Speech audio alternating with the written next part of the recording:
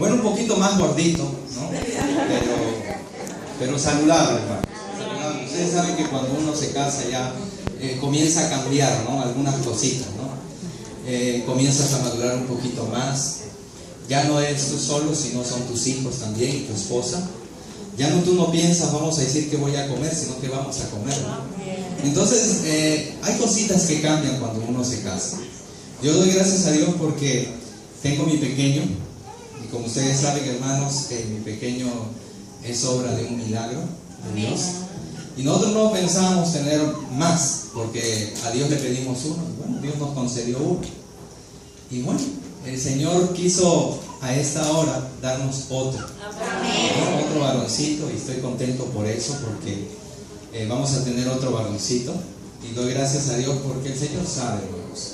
Mire, el Señor es un Dios de milagros. Amén. Un Dios que sabe tus necesidades y mis necesidades. Un Dios, hermanos, que está pendiente de ti. Pero lo único que nosotros tenemos que hacer, hermanos, es rendirnos delante de Él. Amén. Vamos a orar en esta mañana y vamos a pedir que el Espíritu Santo nos pueda hablar. Padre Santo que estás en los cielos, te damos gracias, Señor, en esta mañana primeramente porque sentimos, Señor, el poder de tu Espíritu Santo. Sentimos, Señor, que tú estás con nosotros, Padre. Hoy día, Señor, pedimos, Señor, seas tú, Señor, quien hables. En el nombre de Jesús. Amén. Vamos a abrir nuestras Biblias en Éxodo capítulo 33. Éxodo capítulo 33. Vamos a ver qué es lo que Dios tiene para cada uno de nosotros. Éxodo capítulo 33. Vamos a abrir Éxodo capítulo 33, versículo 11. Éxodo capítulo 33, versículo 11. Miren lo que dice Éxodo capítulo 33, versículo 11. Dice: Jehová hablaba con Moisés cara a cara, como habla cualquiera con su compañero. Vamos a leerlo por segunda vez para poder entender un poquito más el texto. Dice: Jehová hablaba con Moisés, ¿cómo dice? Cara a cara, como habla cualquiera con su compañero. Y viene la primera pregunta de la mañana. ¿Cuándo fue la última vez que hablaste cara a cara con Dios? ¿Cuándo fue la última vez que tú hablaste cara a cara con Dios? ¿Cuándo fue la última vez que le contaste tus problemas? ¿Cuándo fue la última vez que te arrodillaste y suplicaste por el perdón de tus pecados? ¿Cuándo fue la última vez que hablaste cara a cara con Dios? ¿Es importante hablar cara a cara con Dios? Amén. Claro que sí. Moisés, siendo un líder y muy cerca de Dios, sentía la necesidad de hablar cara a cara con Dios. En esta semana encontré una frase de un amigo, y esa frase dice: un día sin Dios es un día perdido. Tú tienes que sentir la necesidad que un día sin Dios es un día perdido. Si tú has pasado un día sin Dios, es un día perdido. ¿Por qué? Porque la más grande necesidad que tiene que tener el hombre, ¿quién es? Es Dios. Y dice la Biblia que Moisés hablaba cara a cara con Dios. ¿Por qué es necesario hablar cara a cara con Dios? Y todavía la Biblia dice que hablaba como hablaba con ¿quién? Como un amigo, como un compañero. Ahora, viene la pregunta. Muchos nosotros relacionamos y cuando predicamos decimos tenemos que buscar a Dios. Así como de repente hablamos por teléfono, como de repente hablamos por Facebook. Pero si ustedes se dan cuenta, en esos tiempos, lamentablemente, no habían esos medios de comunicación. Y ahora, ¿cómo era hablar con un compañero? Por ejemplo, para hablar con un compañero, había personas que tenían que viajar días y días para encontrarse con el compañero. Para hablar con un compañero tenían que sacrificar muchas cosas. Tenían que sacrificar tiempo. Tenían que sacrificar, de repente, vamos a decir, las cosas más preciadas, la familia. Porque para ir a encontrar con un amigo, a veces tenías que caminar kilómetros y kilómetros. Y es lo mismo que nosotros tenemos que hacer. Para tener un encuentro con Dios, a veces hay cosas que tenemos que sacrificar. ¿Cuántas horas pasas en Facebook? Y a veces se pasan las horas y de repente te diste cuenta y se acabó el día y no tuviste ese encuentro con Dios. A veces tenemos excusas de decir, no puedo hablar con Dios porque de repente tengo que ir a trabajar muy temprano de mañana, 6 de la mañana. Por eso también, a veces es necesario sacrificarse un poquito. Si te vas a trabajar muy temprano de mañana, a las 6 de la mañana, levántate a las 5 de la mañana, 4:30 de la mañana, para orar con Dios, para hablar cara a cara con Dios. Miren, si yo no me levanto, el que me levanta es el pequeño. Si yo no me levanto, el pequeño está levantándome a las 3 de la mañana, para hacerle, vamos a decir, dormir otra vez, pero también para recordarme, hermanos, que tengo que orar. Y que tengo que tener un encuentro con Dios cara a cara. ¿Y saben qué? Cuando Moisés tuvo ese encuentro con Dios cara a cara, cuando Moisés le comenzaba a hablar a Dios, le comenzaba a hablar como un amigo, él le pidió 3 cositas importantes. Miren lo que dice el versículo 13. La primera cosa que Moisés le pidió a Dios. Versículo 13. Dice, pues bien, si he hallado gracia en tus ojos, te ruego que me muestres, ¿qué cosa? Que me muestres el camino. Vamos a leerlo otra vez. Dice, pues bien, si he hallado gracia en tus ojos, te ruego que me muestres el camino.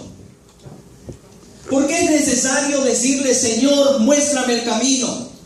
Hay momentos que de repente yo me he encontrado, en momentos, vamos a decir, de dificultad, de problemas, y a veces es necesario decirle, Señor, muéstrame el camino. Hay momentos en que uno no sabe qué hacer. Hay momentos y problemas grandes que tú dices, Señor, ¿qué hago? Pero es necesario en ese momento decirle, Señor, muéstrame el camino. Yo no sé cuántas personas de repente en estos momentos están con problemas, con dificultades. Señor, muéstrame el camino. Tienes problemas familiares, te estás a punto de separar de repente de tu esposo o de tu esposa. Señor, muéstrame el camino. Tienes problemas con el papá de tus niños. Señor, muéstrame el camino. Tienes problemas familiares. Señor, muéstrame el camino. Eso es lo que nosotros tenemos que decirle a Dios. Señor, muéstrame el camino. Aún todavía si no me gusta el camino que de repente el Señor elija para mí, nosotros tenemos que aceptar y decirle, Señor, muéstrame el camino. Porque a veces el camino que tú eliges, así como dice el rey David, hay caminos que al hombre le parecen buenos, pero al final son caminos de muerte. Señor, muéstrame el camino. Moisés le pedía al Señor, Señor, muéstrame el camino. Porque yo necesito que tú me muestres el camino. Y si nosotros retrocedemos un poquito en la historia, ¿por qué Moisés decía, Señor, muéstrame el camino? Vamos a retroceder un poquito en la historia. Éxodo capítulo 13. Miren lo que dice Éxodo capítulo 13. Éxodo capítulo 13, versículo 22, o 21 al 22. Miren lo que dice. Vamos a leer del 20. Dice, partieron de Sucot, acompañaron en Etán, a la entrada del desierto. Jehová iba delante de ellos de día y de noche, dice, de día en una columna de nube para guiarlos en el camino, y de noche como una columna de ¿qué cosa? De fuego, para alumbrarlos, a fin de que anduvieran de día y de noche. Nunca se apartó del pueblo la columna de nube durante el día y la columna de fuego durante la noche. ¿Qué había pasado? Dios había sacado al pueblo de Egipto ¿de dónde? ¿El pueblo de Israel de dónde, hermanos? ¿Ah? Había sacado de Egipto. Dios con mano poderosa y por medio de milagros, Dios había sacado a su pueblo ¿de dónde? De Egipto. Dios quería sacar a su pueblo de Egipto. Pero el pueblo lamentablemente había salido físicamente de Egipto. Pero Dios quería algo más grande todavía para su pueblo. Quería arrancar a Egipto del corazón de los israelitas. Pero lamentablemente ese pueblo salió, pero todavía Egipto todavía estaba en sus corazones. ¿Saben por qué? Porque era un pueblo duro, un pueblo que no quería obedecer, un pueblo que, así como lo menciona la Biblia, de dura cerviz. Y ese pueblo, hermanos, Dios había sacado a su pueblo de Egipto. ¿Y saben qué? Cuando ellos estaban yendo, hermanos, rumbo a la tierra prometida, rumbo a la Canaán terrenal, sucede algo sorprendente. Y miren lo que dice el versículo 14. Versículo 14. Dice: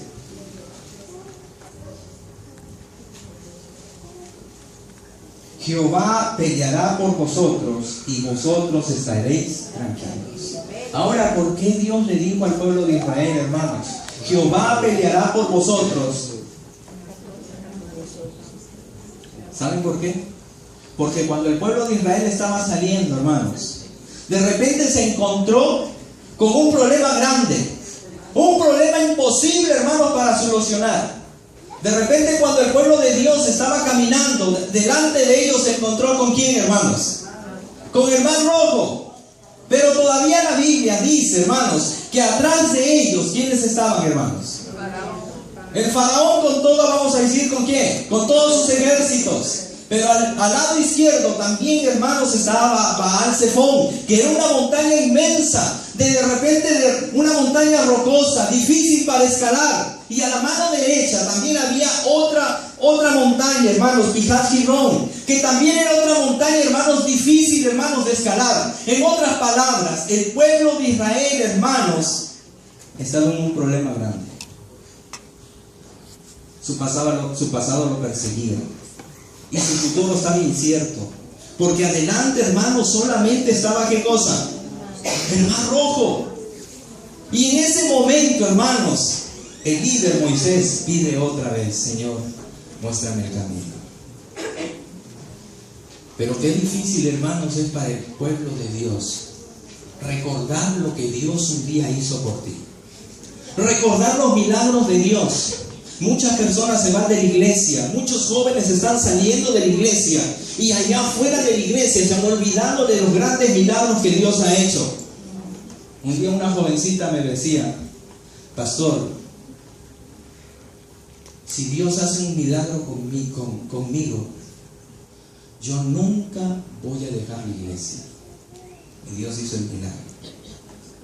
Y fue la primera que se fue de la iglesia. ¿Cuán difícil es recordar los milagros que Dios ha hecho en tu vida? El versículo 20 del capítulo 13 o el versículo 22 dice, versículo 21 dice: Jehová iba delante de ellos, de día como una columna de nube para guiarlos por el camino, y de noche como una columna de ¿qué cosa? De fuego.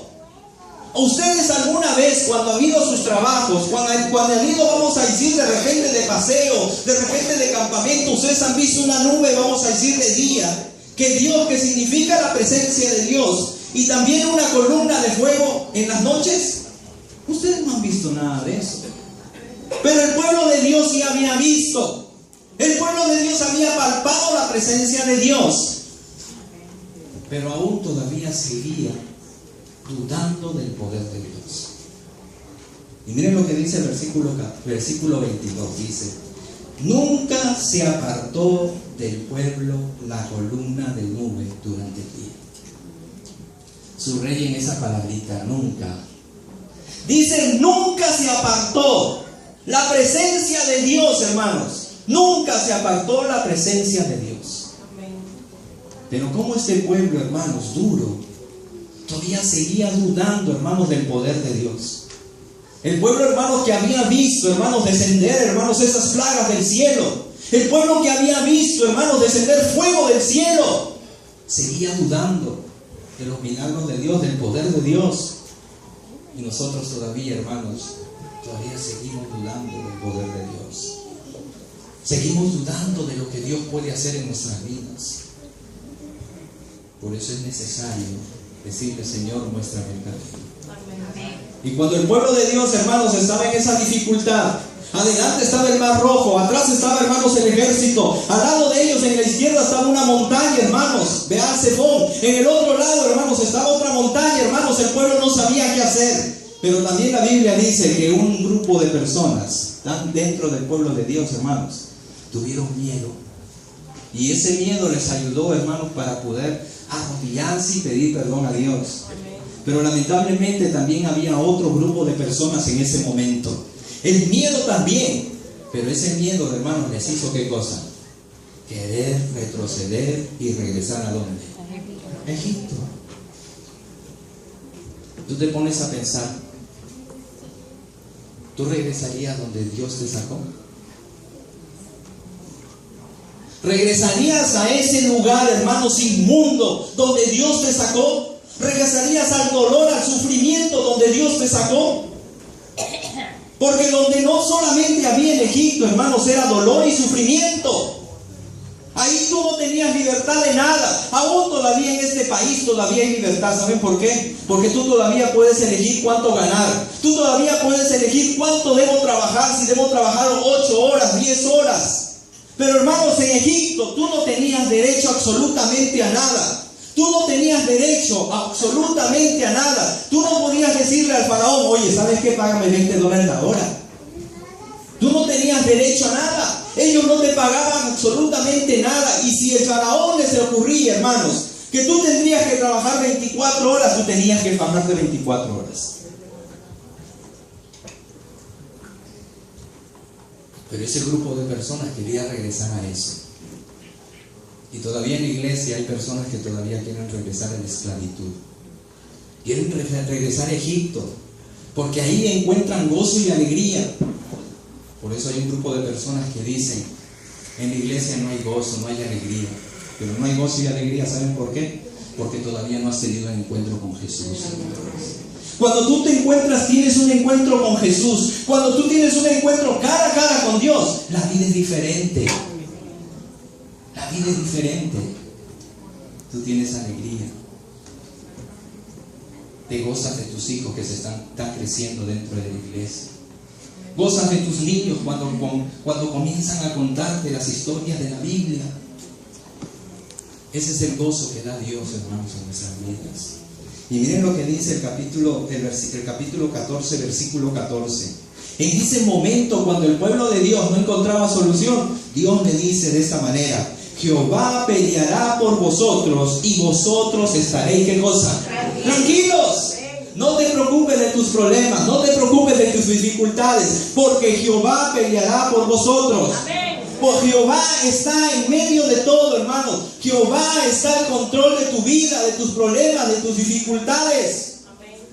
Si tú eres un joven, hermano, que estás pasando por problemas y de repente sientes que nadie te entiende, el mejor que te puede entender solamente es Jehová de los ejércitos. Y el versículo, miren lo que sigue diciendo. Versículo 15 dice: entonces Jehová dijo a Moisés: ¿por qué clamas a mí? Di a los hijos de Israel que marchen.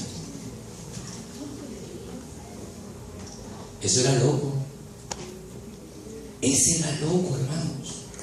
Esa palabra que dijo Dios era loca. ¿Saben por qué? Porque el marchar, ¿qué significaba, hermanos? Irse al vacío, ahogarse en medio del mar. Pero, hermanos,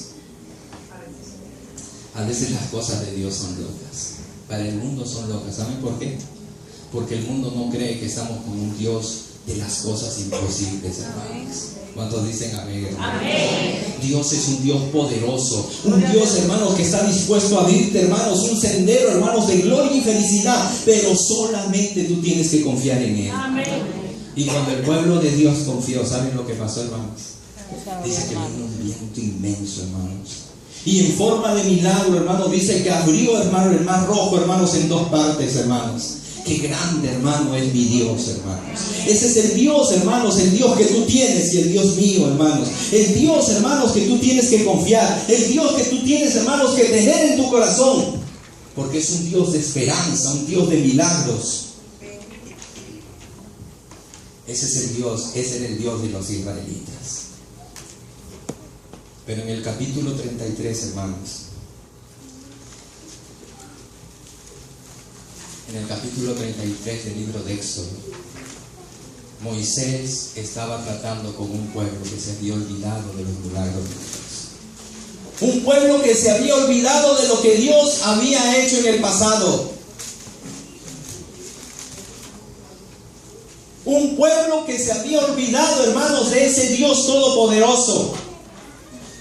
Por eso Dios le dice, en ese mismo capítulo le dice, pueblo de dura cerviz.